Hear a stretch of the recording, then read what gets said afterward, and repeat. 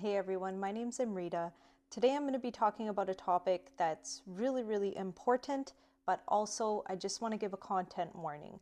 The stuff that we go through as South Asian mothers, and I specifically say South Asian mothers because when we have babies, we have an extra intense layer of having a lot of family dynamics to navigate.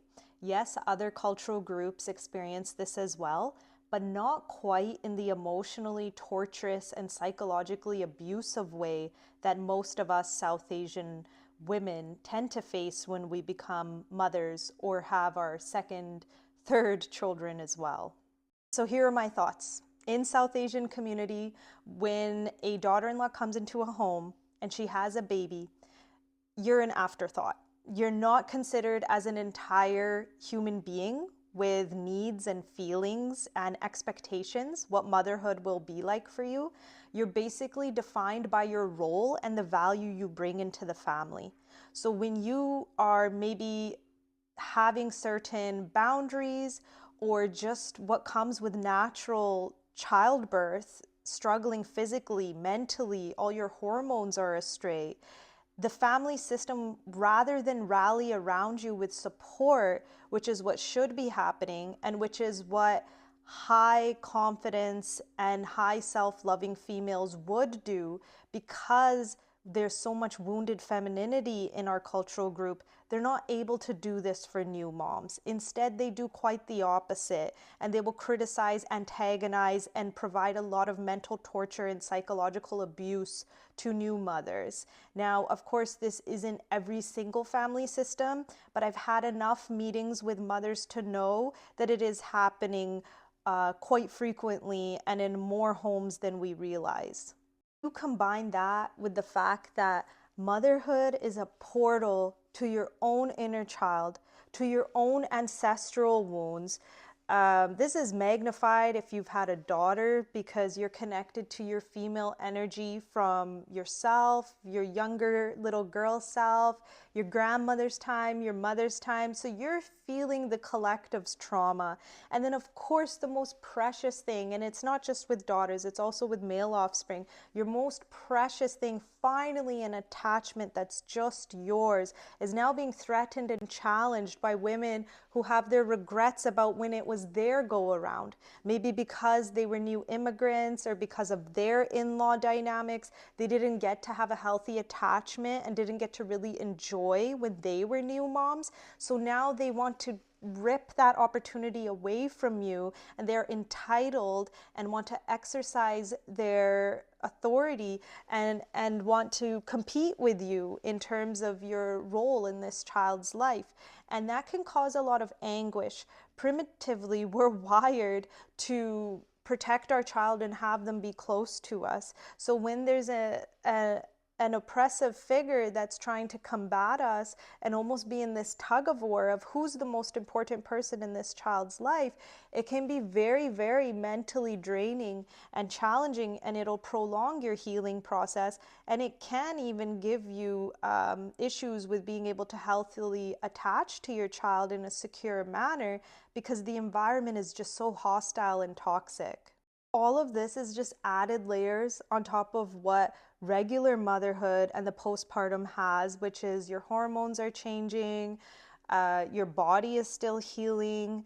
There's so much change and fluctuation. You're in such a raw, vulnerable state that's why for Punjabi homes or other South Asian homes, when you're experiencing conflict, stress, anxiety on top of what motherhood already brings and the physical toll it takes just taking care of the child and all the sleep deprivation, it can really put you to a test and put your mental health into shambles. And I can speak personally from my experience that I recall Googling if this was a common phenomenon and if it was normal to be experiencing these types of things and if there was any resource or supports out there.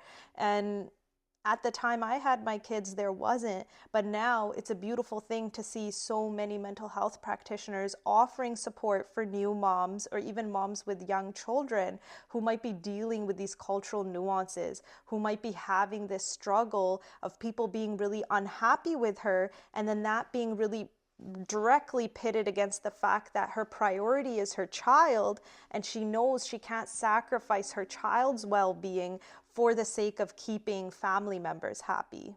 Might be in a constant battle of access to the child's schedule, what's better for the child in terms of feeding. Every milestone of the child, there will be a dispute or a criticism. Oftentimes, because of that jealousy and the envy and the regret, perhaps maybe now the mother and her child, meaning your sister-in-laws or your husband and their mom, don't have the healthiest of relationships. So she's viewing this as a do-over. This is take two. This is the sequel with her grandchild. But unfortunately, that leaves the mother displaced and robbed of opportunities, and the mom can have this sense of anticipatory grief if she's in the throes of it and going through it in terms of the postpartum period, or actual feelings of grief that those gentle, tender moments of motherhood were robbed of her.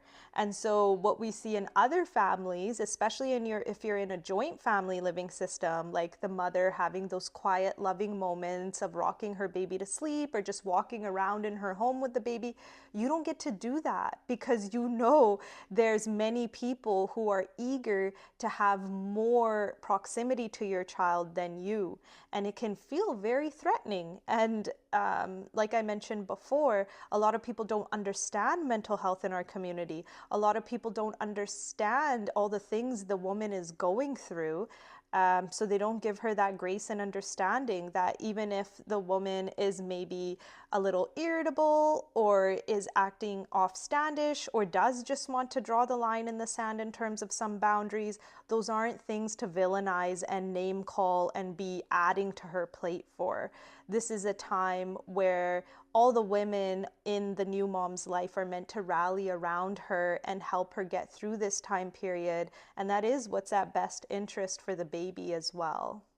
If you find yourself stressed out about your in-laws being mad at you for the way you want to raise your child, or if you are not even resting when you could be resting because you're thinking about all the day's conflicts and uncomfortable moments, if you're stressed about the hygiene of the people around your baby and you're worried about your child getting sick because there's a huge generational clash in terms of how invested this generation of moms are in the well-being of their children opposed to previous generations, then definitely reach out to see if counseling therapy could be helpful for you. I know I personally would have benefited from it. And sometimes nurse practitioners or your doctor or your peers, they don't get just how intensely challenging this time period is, how much suffering is involved. So if you are experiencing anything, even a snippet of what I described today, please don't hesitate to reach out. And this too shall pass. Your right now is not your forever. It will get better. Just never lose heart, never lose hope, and support is just one click away. So I hope you guys found this video helpful. If you found this relevant and if there was a lot of stuff that was just really resonating with you, please do like and comment. I'd love to have a community of moms where we all just support one another because it is such a shared cultural experience. Yes, other cultural groups have their funny videos about people not respecting boundaries or grandparents being entitled or overbearing or invasive, but I do think specifically our culture has that extra intensity to all of these things that make it extra hard for us to be healthy and happy and thriving as our own family units. So please do reach out. As usual, thank you for watching. See you next time.